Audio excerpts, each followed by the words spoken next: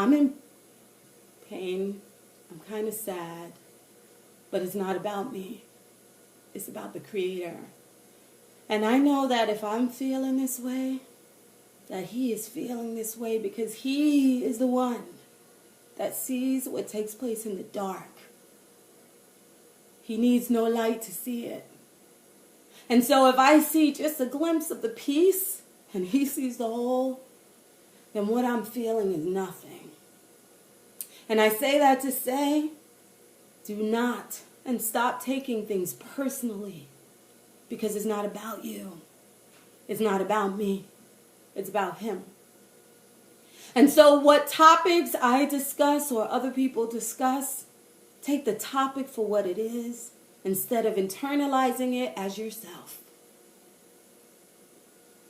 You see, sometimes when women speak or have something to add, it becomes a personal attack where the woman is a Jezebel, or the woman is attempting to usurp the man's position by being a feminist, which is dykey, in my opinion, because women, we love being soft.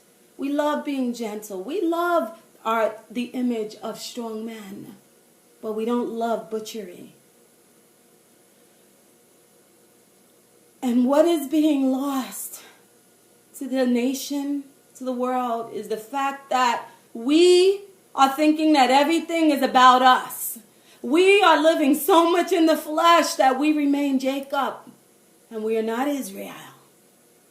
You see, Jacob was a fleshly man. He was the physical man, which is why after he wrestled with God, he became Israel, the spiritual man. You see, all of the things that man in the flesh desire is a doctrine that man will pursue. And whatever it is that people are putting their concentration on, when it pains other people, even if it damages people, these people will continue to pursue it because they pursue the pleasures and the doctrines of flesh.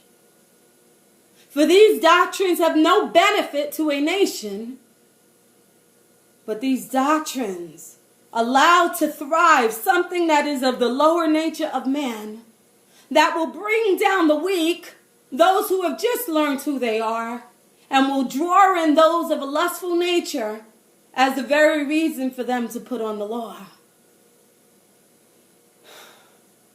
Many are falling by the wayside. Many sisters are falling by the wayside and becoming damaged goods worse than they were before they learned who they were. There's a group by Simon Adloff who is teaching African heritage of Israel. And he is teaching a doctrine of polygamy rather than the doctrine of the Spirit and the doctrine of the gospel. And having the men take all their energies to leave the wives that don't agree and follow after wives of China and Africa and other places that will be docile and agree to whatever enjoyment that they desire while living in this flesh. There are numerous groups besides him. Some of them have righteous men who live this lifestyle righteously. But what they forget is the whole. For not all things are beneficial. You see, sometimes when there are doctrines of men, if you don't allow yourself to see beyond the word and the letter and the literal, then you forget to see the spirit of what everything is. You must test the spirit of every doctrine and see if it works. See, the spirit of polygamy, it's evident before your eyes. The letters that I get of people that have involved themselves in it or people who have been damaged in it are too numerous to mention. But we can just imagine what takes place in that darkness. For women are wearing the underwear of other women, and thus do not even realize that not only do you put on the spirit of other people, the spirits, but you also garner whatever it is that they bring along to these unions.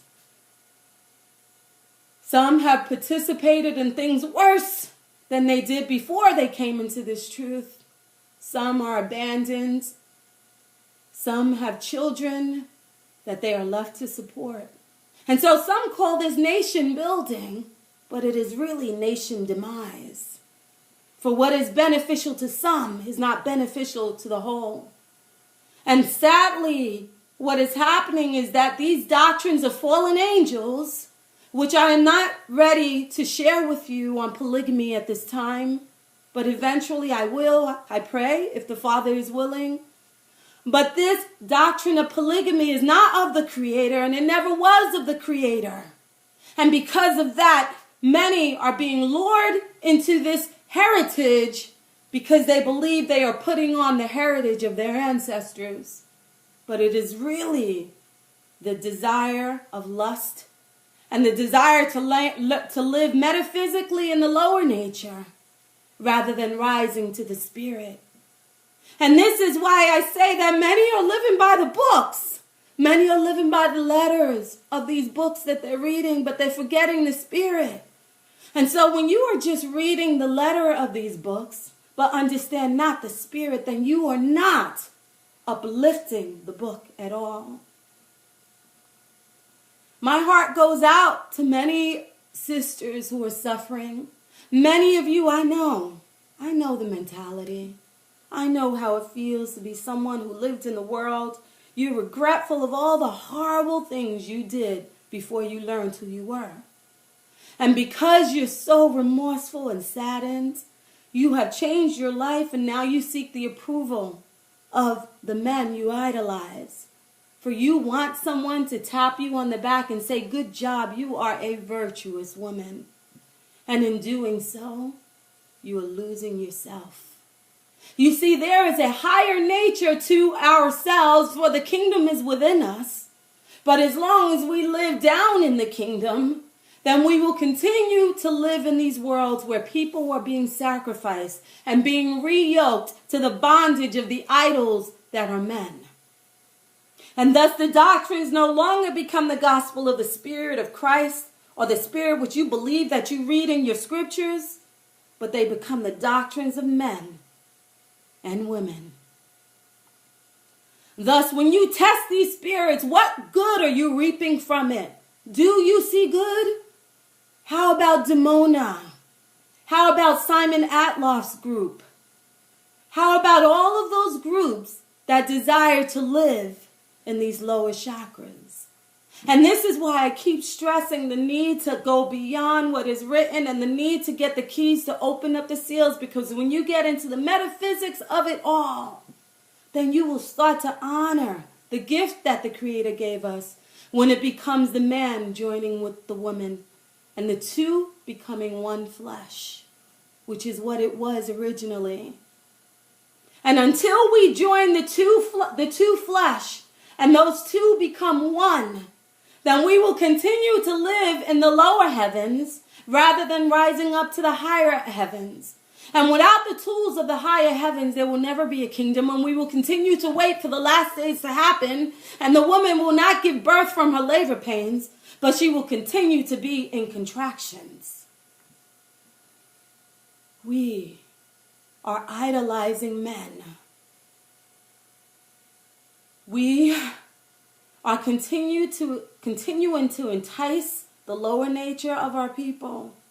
We are continuing to pacify the desires of the flesh and say that, yes, you are wired that way. You are born that way. But I tell you that, of course, you feel that you are wired that way. It has been bred in you from our captivity. For the only recreation you were allowed to have when you were in captivity was the lower sexual nature of your chakras. You were allowed to live in those chakras, for you created children that will continue to allow your slave owner to inherit slaves. Thus, the only recreation embedded in our DNA was the enjoyment of sex, was the enjoyment of multiple partners. And thus we say we are wired this way.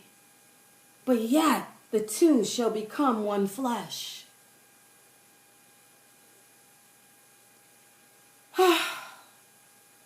I tell you that these doctrines of men will continue to plummet the nation, and we will not be Israel until we learn that the word and the letter and the flesh is what we must shed.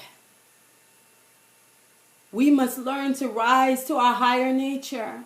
And until we do such, as the scriptures say, we will continue to give birth to monsters. There are only monsters being born through these unions. Because unless we learn the tools, those seals that are called taboos, unless we start to learn to apply those mechanics to all that we do, unless we begin to see the unseen, the reasons behind everything, then we will continue to give birth to monsters because we don't have the tools, nor the mechanics, nor the know-how to apply the unseen to the physicality. And so I will leave off with this, sisters, those of you who are being lured by these doctrines. You must realize that the only one you need approval from is the Creator. You honor your husbands that are beautiful, that treat you like the queen that you should be. But you do not put them before the Creator. And if something is not the spirit of the Creator, something is not the spirit of the Word, something is the physical of the Word, then you must question. I hope to build on this further and show where this whole doctrine came from. And yes, 7 women will grab onto one man, but that doesn't mean that the woman is not bringing her mother along, or her little 2-year-old daughter along, or your sister along, or your mother along. For only the flesh sees with the flesh, sees with the lower chakras what scriptures are saying, but where is the spirit of those scriptures? And so I leave off and I say, some of you may take this personally and attack me. But when you attack me for these words, then you are making it all about you. But it is not about you and it's not about me. It's about the Creator. And that is the Spirit. And we must know that. I leave off and I say, take care, guys. Stop looking to be approved by man. Stop it.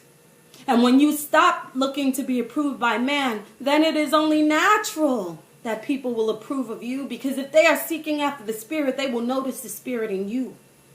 They will notice the Spirit in you, and they will desire to attach onto you because you give them such joy and energy that can only come from above. And thus you will attract to yourself the very ones that are also looking to get connected with the Creator. But so long as you live in your lower chakras, you will not only wear the underwear, share the underwear of other individuals, other females, but you will continue to put on their spirits on top of your spirit every time you come into one another. And so I leave off and I say, I hope you got it. Many of you will. Not to offend. But the Creator's feeling worse than I am. I'm nothing. And I just had to let that out. I hope to build on it later. Shalom and barakathum.